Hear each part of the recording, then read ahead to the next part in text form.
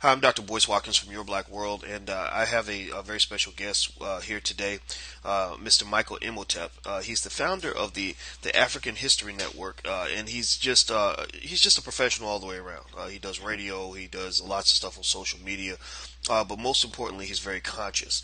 And he and I just had a great conversation about the direction of hip hop, and how that's influenced the thinking of black people in America. How we've been many of our kids, unfortunately, have been brainwashed by music that is not reflective of a trajectory that's going to lead them to a positive place. And we're going to talk about a little bit more about that in a second. But first, I want to ask my brother, how you doing today? Hey, I'm fantastic, brother. How are you doing today? I'm doing really well, man. I was sitting there marveling at your amazing equipment, man. You got you mentioned your 8 channel mixer and Yes. your different cameras, and I think that's awesome. I mean, Oh, thank you, thank you. I respect that so much, and I can tell from the beginning you are a true professional in radio. Oh, And you right now your show you're on. Tell me the name of your show. well, it's the African History Network show, Okay. and we're on the Empowerment Radio Network, which is founded by Dave Anderson. It's the African American Network. We're on there Sundays, 5 p.m. to 7 p.m. Eastern Standard Time, and then we're also on Blog Talk Radio, blogtalkradio.com. I've been on Blog Talk Radio for about 4 years now, actually a little more than 4 years, and we're basically on Monday through Friday, 8 p.m. to 10 p.m. on Blog Talk. The best thing for people to do, they can go to our website, AfricanHistoryNetwork.com. AfricanHistoryNetwork.com. We have all the information right there on the homepage. And on Blog Talk Radio, my Blog Talk Radio shows are archived and they're also uploaded to iTunes as well. So Okay. people can go listen to the archived episodes. And, we basically focus on educating, empowering, and inspiring people of African descent throughout the diaspora and around the world. So we have listeners all around the world.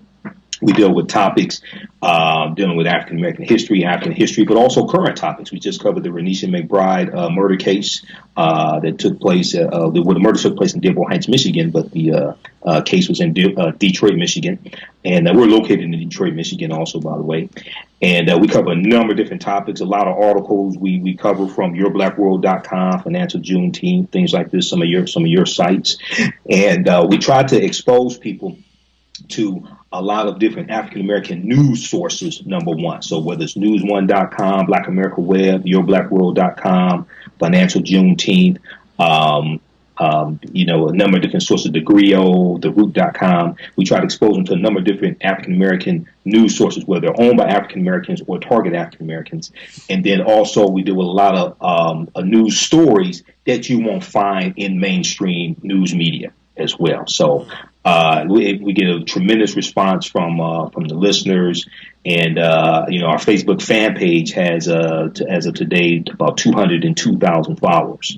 The African History Network is our Facebook fan page. So it took us about 4 years to get it to that, but it's on our Facebook fan page we post the majority of our articles are dealing with our history, culture, current events, things of this nature. So it's exposing people to all different types of information that they are not used to getting, whether it's dealing with ancient African history coming out of, whether it's Ghana or ancient Kemet, what the Arabs call Egypt, things like this, or whether it's dealing with history, dealing with the transatlantic slave trade, or history, like, say, during the Reconstruction era, things of this nature. We deal with a lot of different topics, a lot of different information. Okay. Well, I love it, and I think that education is so important because Absolutely. one of the great challenges, as you can imagine, and I'm sure you know this, is that we don't know who we are, and because we Correct. don't know who we are, we behave like other people tell us we're supposed to behave. We become the people that other people think we are, which is Absolutely. incredibly unfortunate. Now, you and I were talking about hip hop and Yes. and how hip hop was kind of flipped on its head. Hmm. You argue that it was done in a way to poison the youth because Absolutely. you said that that in order to control a group of people or destroy a group of people, you Hmm. take over the minds of the youth. Can you talk a little bit about that? Right, and just take a step back, just to comment on what you were talking about. What you do for yourself, what you do to yourself, and what you allow other people to do to you is based upon what you think about yourself. What you think about yourself is based upon what you've been taught about yourself. What you've been taught about yourself is based upon everything you've read, heard, and seen about yourself. So when you control the radius of a man's thought, you can control the circumference of his actions. The mind can't do what it doesn't know. So controlling people's access to information, controlling their circumference of awareness is extremely important. In the book Secrets of the Millionaire Mind, which I'm sure you're probably familiar with, T. Harv Eker, he talks about the process of manifestation. And the process of manifestation states that your thoughts create feelings, your feelings create actions and behaviors, your actions and behaviors create results. Your thoughts create feelings, your feelings create actions and behaviors, your actions and behaviors create results. So when you control the information that people have, which influences their thoughts, you can ultimately control their results and behaviors. Okay, so this is extremely important to help lay this foundation. Now, when we look at hip hop, conscious hip hop was thriving in the late 80s, early 90s. You had groups like Public Enemy. You're going to have the X Clan, Poor Righteous Teachers, Brand Nubians, even groups like the Diggable Planets, things like this. And it was cool to be conscious. It was popular. You know, you had the Malcolm X incorporated into hip hop. When the Malcolm X movie came out in '92, Spike Lee directed it. Denzel Washington starred in it. You had the X caps, the X jackets. Some brothers were wearing the Malcolm X glasses. Remember, going back to the late '80s, we had a resurgence and pride in African history. We were wearing the $10 African medallions. Many of us, we stopped wearing the gold rope chains that cost hundreds of thousands of dollars and started buying the $10 African medallions because we were identifying with Africa. You had the anti-apartheid movement in South Africa going on, which was incorporated into hip-hop. We were starting to develop a international political consciousness, starting to learn about South Africa, learning about Nelson Mandela, learning what happened in South Africa, the invasion by the Dutch and the British, things like this. So it was reconnecting us to African history. You had groups like the X Clan and the Arrested Development, two different types of hip hop groups, but still bringing about a consciousness for the youth. And you had TV shows like A Different World that was on the air. So Different World starts, if I remember correctly, in 1987. Yep. It's on the air for 6 seasons, one of the greatest shows in the history of television. Okay, mm-hmm. Each week we saw people that looked like us on an African American college campus. Even though it was a fictitious college, they were dealing with real life events. Okay, mm-hmm. and real life circumstances. And we saw people that looked like us doing fantastic things, coming from all different backgrounds. So whether they were a Dwayne Wayne coming from a blue collar background, whether they were a Whitley Gilbert coming from a privileged background, whether they were somebody like Jada Pinkett Smith who scammed her way into school, Leela James, they all were working together and learning from one another. We saw them in the classrooms, learning African history, learning about Dr. W.B. Du Bois, learning about Booker T. Washington, things like this. And for many of us, this was the first time, even though it was fictitious, this was the first time we got to see African American professors. Many of us had never seen African American professors before. But it was, even though it was fictitious, it was a representation of a reality that some of us did not know existed. So during the period of time that A Different World was on the air, enrollment at historically black colleges tripled because we got to see examples of positivity, and that overcame a lot of the misinformation about historically black colleges and how they are inferior and things of this nature. And today you have the white population at a lot of historically black colleges is actually growing.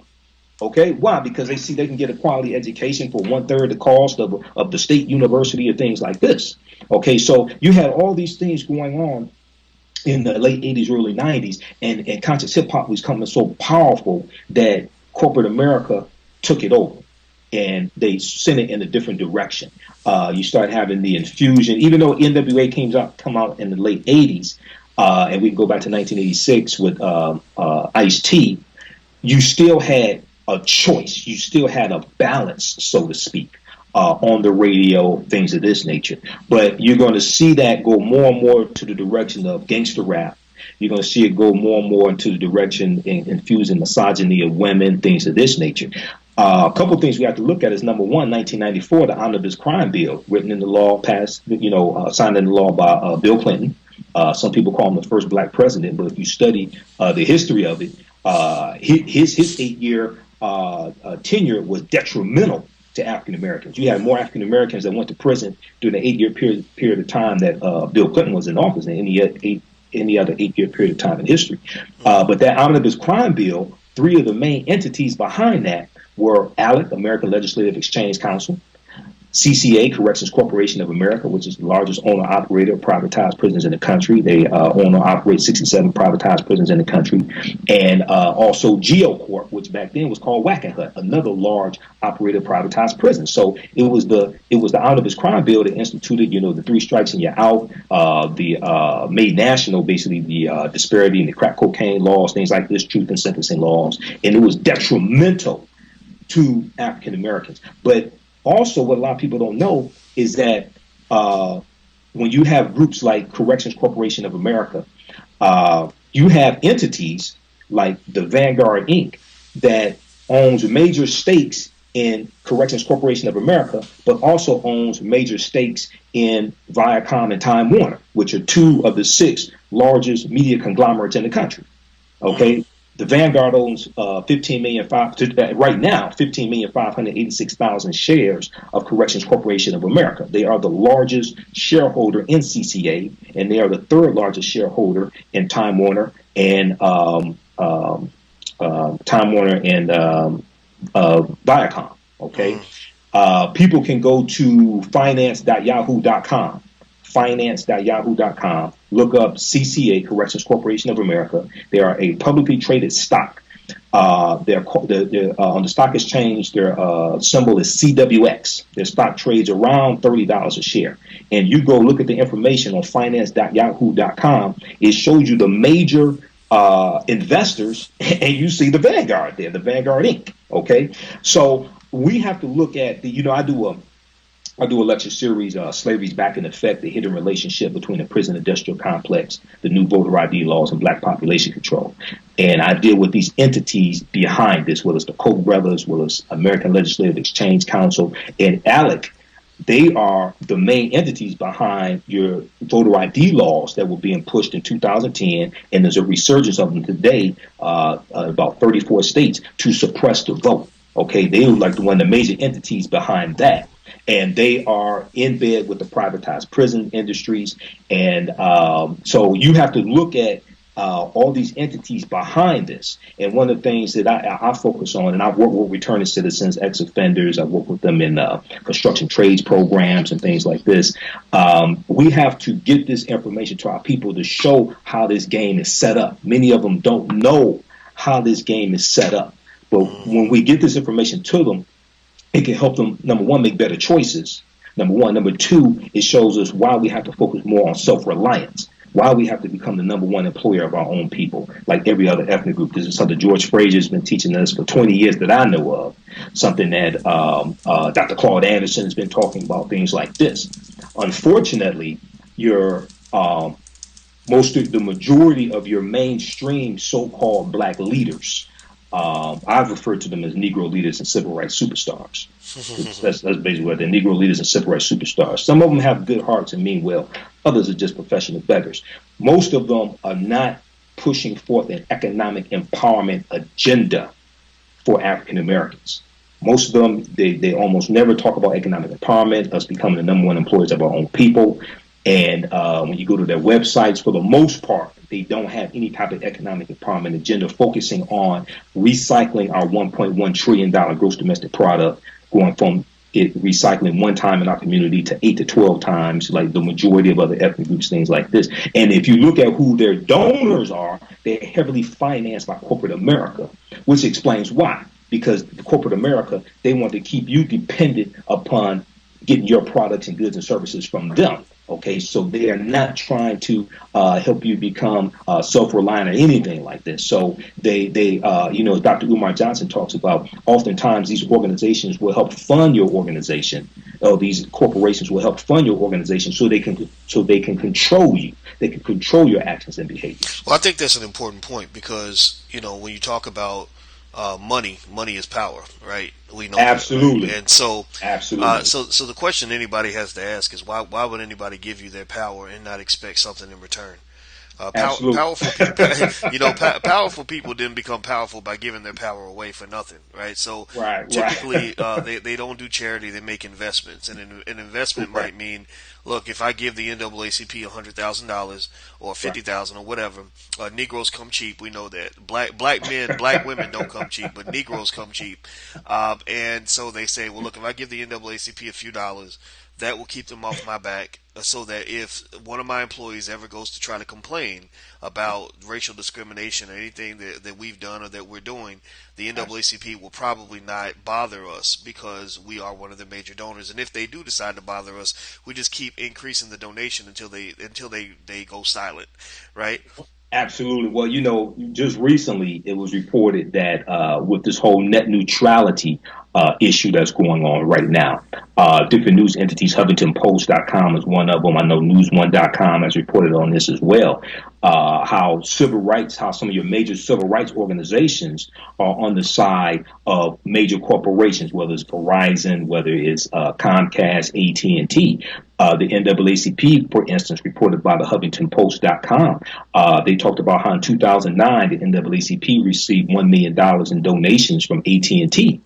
And in 2012, they received between $100,000 and $199,000. Now, I did the research on that myself. I went to the NAACP's website, looked at their annual report for 2012. Page 42 of their annual report shows a lot of the corporate donations: Walmart, Coca-Cola, AT&T, things like this. And in 2012, they got between $100,000 and $199,000 from AT&T. What they are citing with AT&T in this whole net neutrality issue, and is going to work against a lot of African American owned small businesses, things of this nature. So when you look at some of the decisions, and I'm not saying the NAACP has never done anything that was any good. I'm not saying you don't have any people at any of these organizations that don't have good hearts or good intentions.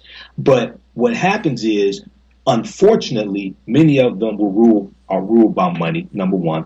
Number two, when you study the history of the NAACP, it was never set up, it was never designed for the freedom and liberation of African Americans to become economically empowered, anything like this. The Niagara movement, which preceded the NAACP, had an economic empowerment agenda for African Americans. The NAACP never had one on a national basis. Okay, never had one. And if people read the book Betrayal by Any Other Name by Dr. Khalil Al-Mansour, you read pages 317 through about 342, he breaks down the history of the NAACP, going back to their first chairman, Joel Spingarn, okay, who's a European Jew. And the second chairman was his brother, either his brother or his cousin, Arthur Spingarn. They did not have a chairman that was African American until about 1976. Okay, there's some other things that you can research on him in that book that breaks down, and they found out through the Freedom of Information Act that he was a spy for the Military Intelligence Division also, and turned over 32,000 names of NAACP members to the government as well. And we also know that the NAACP, through the Crisis magazine, and Dr. W.B. Du Bois was the editor of the Crisis magazine. We know that it was a weapon used against Marcus Mosiah Garvey, who led the largest mass movement of African people in this country. Now, we can disagree about certain things about Garvey, but he owned businesses. He was inspiring African Americans, and at a time when you only had 10 or 11 million African Americans in this country, based upon the census statistics, he had somewhere between 4 million to 6 million members in his organization, the UNIA, Universal Negro Improvement Association. So when we go back and look at history, now, once again, there's some cases that they got involved in, which they should have been, and it was good and things like this. Well, overall, especially if you look closer to the day, overall, you see a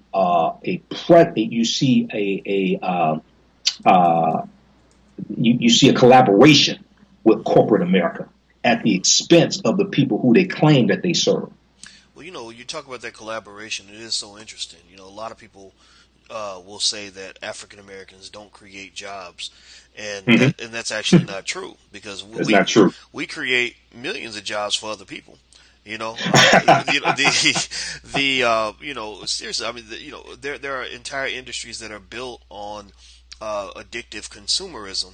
Yes. And it really happens in America as a whole. I mean, one of the great Yes. drivers of the economy is consumer spending, which is why they don't want you saving your money and investing your money or becoming financially literate. They really want you to give it right back to Right. corporations. But and actually that could work if corporations were creating jobs right here in the U.S., but they're not. They're creating jobs overseas. They're now hiring prison inmates. They're doing all these things to avoid. Yes. They're not Yes. even paying taxes in the U.S. In a lot of cases. A So lot of them. so Yeah. they're literally sucking your money out of your pocket and sending it overseas and putting it back into the pockets of the rich. That's why the Right. gap between the rich and the poor has grown so much. And African Americans, we're right in the middle of this. You know, Right. we are brainwashed to be excessive consumers. You know, from the very beginning, and you know, at the end of the day, it, excuse me, it's so interesting that that when you talk about people having a direct incentive Hmm. to see to it that we are not empowered, that we're not educated, Right. you know, it makes perfect sense. You know, and Absolutely. the only hope we really have, it comes from people like yourself who are going to Hmm. lay out the truth for people, as opposed to these organizations like the NAACP, which unfortunately is, you know, it has become just, or not even become, it really, from what I gather, it has always been relatively worthless for Hmm. regular working class black folks. I mean, even if you Right. look at the way they behave since Obama was elected, Hmm. it's been atrocious. If you look at that board doesn't allow anything progressive to occur. Exactly. I've known people who've gone into the NAACP believing that this was Hmm. an opportunity for them to change the world for the better, and Right. many of them walk away frustrated, disgruntled, Exactly. like wait a minute, Exactly. something is wrong with these Negroes who are running this group, and Exactly. I think and I think that truth has to be told. I think and the funny thing is, I literally had somebody. He's a great radio show host like yourself, and I remember I said just one little peep about the NAACP, and he sent me a text, and he said, "Hey man, can we talk for a minute?" I said, "Yeah, what's going on?" He said, "Hey man, hey boys, you might want to stay off the NAACP, man. You know, you don't want to make an enemy out of the NAACP." And I was thinking, well, I mean, you know, being friends with the NAACP does not help my people very much. So who gives a damn? You know, I Right. mean, Right. it's I mean, we got to be real. You know, We have to tell the truth. We have to right. tell the truth, but do it in a respectful way, There and you go. and have it backed by facts and evidence. You know, and what There you happens go. is, unfortunately, a lot of people have never studied the history of the NAACP. So I That's encourage right. people to do that. Another excellent book that I recommend for people to read is How White Folks Got So Rich: The Untold History of American White Supremacy. And it's only about 92 pages. It's published by the Nation of Islam Research Group, but it's backed with facts and evidence, and it deals with the whole history of public policy in America that has been geared towards shifting the wealth to the hands of the dominant white society, and it deals with a lot of history of racism, things like this. They go back to the acquisition, the stealing of 2.3 billion acres of land by Europeans from the indigenous people, and a lot of these indigenous people were African people. A lot of people don't know that African people have been in this country going back thousands and thousands of years. I recommend the book to people by Dr. David Imhotep, no relation to me, but he wrote the book, The First Americans Were Africans, Documented Evidence. And he has 713 footnotes in his book, thoroughly documenting an African presence in North, Central, and South America. South America going back at least 56,000 years ago. North America, basically the territory today we call the United States, going back at least 51,700 years ago. So this history, once again, what you do for yourself, what you do to yourself, and what you allow other people to do to you is based upon what you think about yourself. What you think about yourself is based upon what you've been taught about yourself. And what you've been taught about yourself is based upon everything you've read, heard, and seen about yourself. So if you think that your history in this country starts in slavery, then you will accept people putting dehumanizing labels on you. You will subconsciously think of yourself as a slave or up from slavery, things like this. Well, wait a second. No, African people are the indigenous people to this land, North, Central, and South America. 70% of the people who Columbus encounters on his 4 voyages starting August 3rd, 1492, were people of African descent.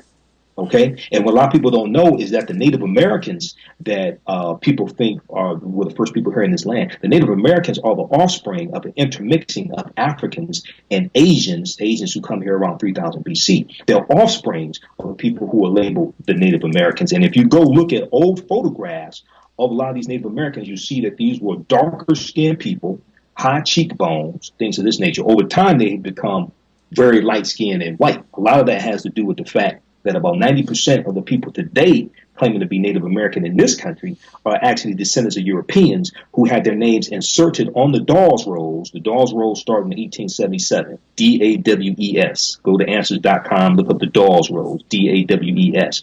They inserted their names into paid $5 to have their names inserted into the Dawes rolls because all these benefits were being redistributed to Native Americans. Some African Americans were trying to get these benefits, or some of us were members of Native American tribes, Black Indians, things like this. So when Europeans found out about these benefits, free land, free taxes, all different types of things like this, free college tuition, what have you, they paid $5 to have their names inserted on the Dawes rolls, become members of these different Native American tribes, what have you. And so a lot of people today, the majority of these people today claiming to be Native Americans are really descendants of Europeans. Okay, so that's a lot of history that a lot of us don't know about. They deal with that some in that book, How White Folks Got So Rich, as well as in the documentary Hidden Colors 2, The Triumph of Melanin. They talk about that there as well. So, this information is extremely important, but also very quickly going back to what you said, knowledge is power. When you look at the 10 forms of wealth that Dr. Dennis Kimbrough teaches, and I incorporate this into some of my presentations as well, because I've taught entrepreneurship for 8 years, done business consulting for about 7 years. Knowledge is number one. Money is number three. Because if you don't have the knowledge of how to handle the money, and you can appreciate this as a finance professor, you won't know what to do with the money. You won't know what to do. So consequently, our gross domestic product is $1.1 trillion a year. 98% of our dollars are spent with people that don't look like us. 95% with European Americans, 3% with other ethnic groups, and only approximately about 2% is circulated within our own businesses because we don't understand self-reliance. We don't understand the need to support our own businesses, and that we have to become the number one employers of our own people, just like every other ethnic group. So this is why I tell people, if we ever get reparations, the majority of it should not be in the form of money, because if all of us got $100,000 today, Europeans would have it all back this time next week, because we don't understand what to do with the money. The majority of us. Absolutely. I agree with you 100%. They say money can't buy happiness, but I would say that it's the intelligent application of money that can improve your life and absolutely connect you to happiness. Because I know that being broke does not make me happy at all, but being ignorant makes me even less happy. So I want to end this up, man, with one last question. I want to go back to a different world. So. A Different World was such a great show. It was so impactful and influential. People loved it. And I've been watching episodes of A Different World recently, actually. And me too. And yeah, really, yeah. And it's just it makes you reminisce and reflect on what television was back then, and you see what it's degraded to now. You see love and hip hop, and you got little kids watching shows about black women making sex tapes and you're getting high on drugs and men going back and forth to jail, everybody tattooed from head to toe. It's just so interesting because there's really not one message in nearly any of this programming or any of the programming on the radio that is going to lead to an empowered life. If you are getting high and drunk all the time, you're not going to have a good life. If you're throwing away all your money, you're not going to have a good life. If you're fantasizing and glorifying the idea of killing another black man or black woman, you're not going to have a good life. If you glorify ignorance, you're not going to have a good life. And so you just really see just this indoctrination into a horribly self-destructive culture that comes through media. Tell me this, why do you think that a show like A Different World just isn't even up for consideration by many of these major networks now? I mean, why won't they go back to, or why wouldn't they even consider the idea of having something like this on television as opposed to some of these other things that we're seeing on TV? Okay, excellent question. First of all, we have to understand that power is the ability to define and shape reality. and have other people accept your definition of reality as if it were their own. Power coming from the Latin word potere, meaning to be able. Power is the ability to define and shape reality and have other people accept your definition of reality as if it were their own. Brother Kaba Kamene, also known as Booker T. Coleman, one of my teachers, talks about this. Dr. Wade Nobles, who's a famous African-American psychologist, deals with this also. Now, when we look at a different world, the powerhouse behind a different world was Bill Cosby. Okay, Bill Cosby had already had a huge hit with The Cosby Show, which started in about 1984 on NBC. It took NBC from last place to first place. It totally revitalized, number one, the sitcom genre. Because if you study history back at that time, the sitcom genre had died. It revamped the sitcom genre. It revamped in NBC. So it put him in a position where he could basically call the shots. And this was something that he wanted to do. So, this is what they did. So you have some titans today, like a Tyler Perry, who's working with Oprah Winfrey on the OWN network. You have that today. Today, one of the things that you have is that even though we have about 44 million African Americans, the viewership is so splintered now because of cable television. Okay, so you have more options today. Back then, even though a lot of people had, some people had cable back in the 80s, early 90s, you didn't have as many TV options. So the viewership is splintered now, number one. Number two, you have, in 1980, to give you an example, you had about 50 media companies that controlled 90% of what you read, saw, and heard. Okay. Today, you have 6 media companies that control 90% of what you read, see, and hear. So you have less companies. You have less companies in control. They have more power. You have a smaller group of people watching broadcast television. Recently, Netflix has become a huge option to broadcast television because Netflix has original programming.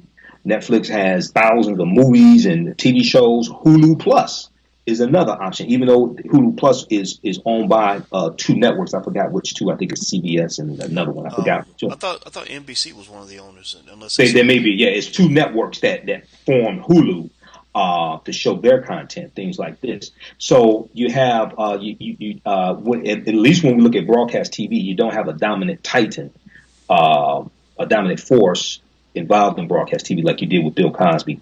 Number one. Number two, back at that time, I think the timing was really right because you had conscious hip hop. You had conscious hip hop going on. You had an environment. You had movies like School Days, which came out about 88. Okay, movies like School Days, things like this. And also on the Cosby Show, if you look at it, it primed us for a different world. Number one, it's a spinoff of a different world. Number two, they focused on Hillman College on the Cosby Show. So it primed us to reorientate our minds to a positive African-American college. Bill Cosby wore the sweatshirts with African-American colleges, historically black colleges on, and things like this. So you had this whole movement that set up a different world. And if we go back and look, the first season of A Different World was not that great. They brought in Debbie Allen as the director on the second season. And then it transformed because because if you watch the first season, it's hard to really tell that it's a black college. Yeah, they even got rid of the white girl, Marissa Tomei. Marissa Tomei. Which I thought that was unfair. I mean, Marissa Tomei was such a great actress. I thought that was kind of mean to kind of get rid of the white girl. But that's one decision Debbie Allen made. But you're right though. I mean, the show literally was like night and day between season 1 and season 2. It got so much spicier. Yes. But now recently there has been a campaign to bring A Different World back in some form, either to network TV or something like that. Debbie Allen tweeted about this on her Twitter page. I follow Debbie Allen. So I think it's a few things. Number one, we have to push that agenda that we want to see a different world back, or a show like a different world, whether it's on network television, whether it's on the OWN network or something like this. I think we have to link with. They just actually on Oprah's network, they just did a reunion of some of the cast members of A Different World. Okay, so I think we have to push that, whether we talk to Oprah about it or what have you. I think we have to push that because people will listen to the consumer, to the viewer, if it's enough of us talking about this. Okay. And when people like Debbie Allen put out the call about it, I think we have to respond because she has the ear of certain people, whether it's a Tyler Perry or Oprah, what have you. And A Different World has a track record. So I think it's a matter of us, whether we do petitions on change.org or what have you. I think it's a matter of us really voicing the need for something like this. I would like to see it in one sense. I like to see it on the OWN network because it's African American owned, or TV One, something like that. But I think that's something that we really have to push. We really have to vocalize. But also, all 6 seasons of A Different World are on Hulu Plus. I've gone through and watched all 6 seasons recently. Okay, it's on Hulu Plus. People should also know that I found it on YouTube actually. Well, I've seen some episodes on YouTube. I haven't seen like all 6 seasons. Yeah, they've got somebody uploaded all of them as one package. If you type Okay. literally, I think if you search for A Different World season 1, you'll see something Okay. come up that'll say seasons 1 through 6, or at least there are Okay. several. Put it this way, I've watched maybe 40 episodes in a row. Okay. There's no sign of it stopping anytime soon. Okay, good. Because when I checked like a year or two ago, something like that for it, but I found it recently, like early this year on Hulu Plus, man. So I watched all 6 seasons of A Different World over about 3 months. But that's something good for us to show our children also, Yes. because it will reorientate them to that time that we were experiencing, to the social issues, and cause them to focus on social issues today. So it's a very, very powerful show. It's difficult to be what you don't see. So when we show our children examples of that, they will gravitate towards that. One of the worst things we can give our children is low expectations, and also not teach them their history and their culture, not teach them who they are. Absolutely. Well, I tell you, man, this has been a very informative conversation. I really Oh, thank you, appreciate thank your you. time on that, man. Hey, appreciate you as well. Yeah, man, and everybody, this is Mr. Michael Imhotep. He's the head Yes. of the African History Network, and just so you know, the information he shared today, that's just a drop in the bucket. This brother Yes. is full of knowledge, and I think that you should definitely go to visit his site, AfricanHistoryNetwork.com. Yes. You can listen to his show. Is it TuneIn.com? Is that correct? Yeah. TuneIn.com on the Empowerment Radio Network. So we're on Sundays, 5 p.m. to 7 p.m. Usually, sometimes I'm out of town, I can't do it, but 5 p.m. to 7 p.m. Eastern Standard Time. Search for Empowerment Radio Network on TuneIn.com. We also have that information and the link on our website, AfricanHistoryNetwork.com. And then on Blog Talk Radio, we're basically on Monday through Fridays, 8 p.m. to 10 p.m. Eastern Standard Time. I got to get you on my show very soon also. Definitely want to interview you. Yes. And that information is on our website as well. And the shows are archived on Blog Talk as well. And also on our website, we have about 150 DVD lectures and documentaries as well for sale. So that helps support us, because we don't do this for the money, but it takes money to do this. I know you know that very well. And about 18 of my DVD lectures are there also. My latest one I just did in Atlanta, July 20th, at the Liberated Minds Black Homeschooling Education Expo. I was one of the presenters at this homeschooling conference. So I did Part 2 of Slavery's Back in Effect, from Miseducation to Incarceration. So my DVDs are there, and our website connects you to our social media, things like that. And people can sign up for our email newsletter, where we have about 30 plus articles in our email newsletter that goes out a few times a week. They can just text the word Kemet, Kemet. Text the word Kemet, Kemet, to 22828 right from your smartphone. Text the word Kemet, Kemet, to 22828. You can sign up for our email newsletter, or you can do it right at our website, AfricanHistoryNetwork.com. So we're trying to reach people a number of different ways, trying to get information to people. Everybody's not going to get it in this lifetime.